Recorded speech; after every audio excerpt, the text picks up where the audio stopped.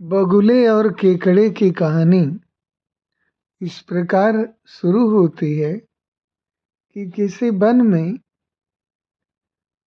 एक बहुत बड़ा सरोवर था जिसमें अनेकों जलचर निवास करते थे। उसमें एक बगुला रहता था जो वृद्ध हो जाने के कारण मछलियों को मार कर खाने में असमर्थ हो गया था। इसलिए भूख से सूखे हुए कंठ वाला वह सरोवर के किनारे पर बैठकर फूट फूट कर रोने लगा और काफी उदास भी लगता था। उसको इस प्रकार बिलख बिलख कर रोते देखकर एक केकड़ा अपने कुछ साथी जलचरों को साथ में लेकर किनारे की तरफ आया और उस बिलखते हुए बगुले से कहा कि तुम अपनी जीविका के लिए प्रयास क्यों नहीं कर रहे हो और इस तरह फूट फूट कर क्यों रो रहे हो। इसे सुनकर बगुले ने कहा कि हे वत्स, आपने ठीक ही समझा है। मछलियाँ खाने के प्रति अब मुझे अत्यधिक वैराग्य हो गया है। अब मैंने प्राण छोड़ देने का व्रत ले लिया है। इसलिए मैं पास आई हुई मछलियों को भी नहीं खा रहा हूँ। यह सुनकर केकड़े ने पूछा कि मामा, आपके पास इस वैराग्य ग्रहण करने का कारण क्या है? तो उसने कहा कि मैं इसी सरोवर में उत्पन्न हुआ और यहीं मैं बड़ा हुआ। मैंने सुना है कि अब 12 वर्ष तक वर्षा नहीं होगी।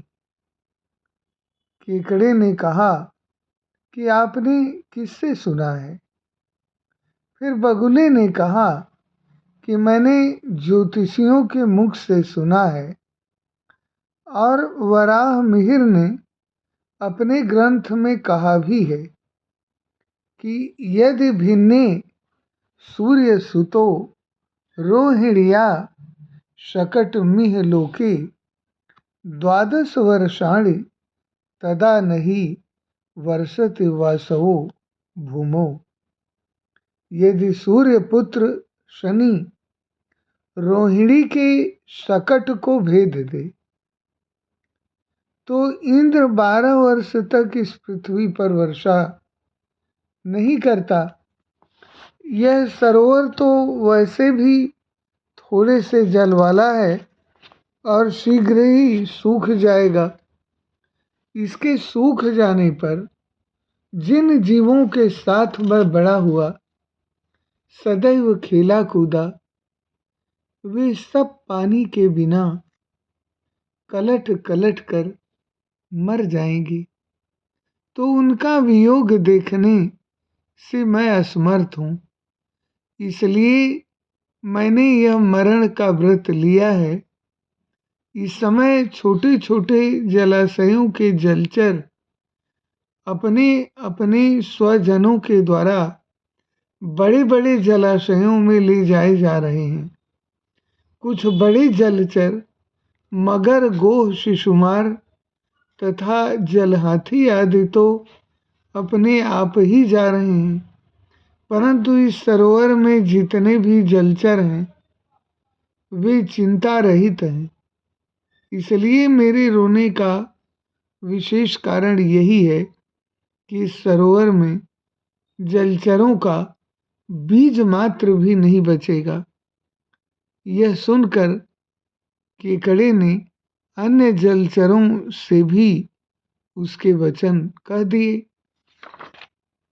इसके बाद मछली, कछुआ आदि वे सभी भयभीत जलचर बगुले के पास आकर पूछने लगे मामा, क्या ऐसा कोई उपाय है जिससे हमारी रक्षा हो सकती है?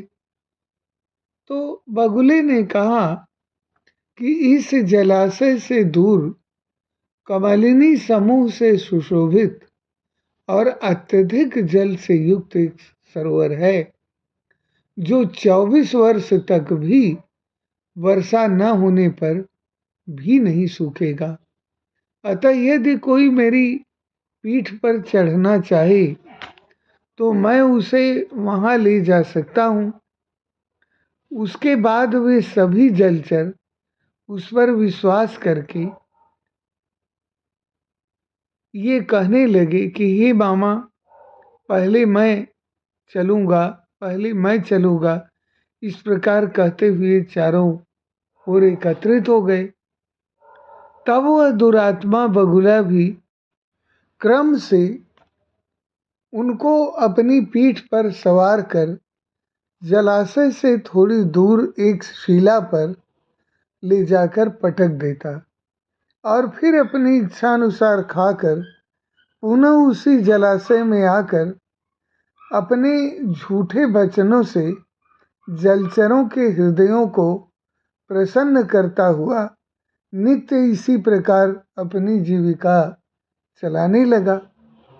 किसी अन्य दिन केकड़े ने उससे कहा कि मामा, आपका सबसे पहले स्नेह संभाषण तो मेरे साथ हुआ था, तो आप मुझे छोड़कर अन्य जलचरों को क्यों ले जाते हैं? अतः आज मेरे प्राण आप बचा दीजिए।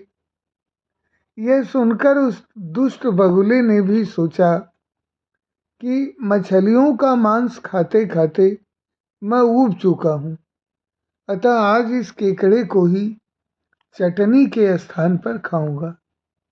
यह सोचकर उस केकड़े को अपनी पीठ पर चढ़ाकर उसे बद्ध शिला की ओर लेकर चल पड़ा।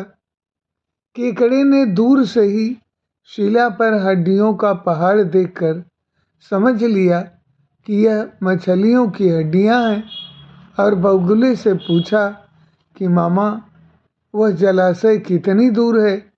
आप मेरे भार से बहुत थक गए हैं, अतः बताइए। उसने भी उसे मंदबुद्धि समझकर तथा यह सोचकर कि स्थल पर इसका कोई बस नहीं चल सकेगा, हंसकर उसने कहा कि हे कुलीरक, अन्य जलाशय कहाँ है? यह तो मेरी जीविका का साधन है, अतः तुम अपने इष्ट देवता का स्मरण कर लो, तुम्हें भी इसी शिला पर पटक कर खा जाऊंगा। उसके ऐसा कहते ही केकड़े ने अपने मुख के दोनों दांतों से उसकी मृणाल के समान उज्ज्वल तथा कोमल गर्दन को दबा दिया और वह बगुला मर गया। इसके बाद वह उस बगुले की गर्दन को लेकर धीरे धीरे अपनी जलाशय पर पहुंचा। तब सभी जलचरों ने उससे पूछा कि अरे कुलीरक, तुम वापस क्यों आए? वह मामा भी नहीं आया, वह इतनी देर क्यों कर रहा है? हम लोग बड़ी उत्सुकता से प्रतिक्षण उसकी प्रतीक्षा कर रहे हैं।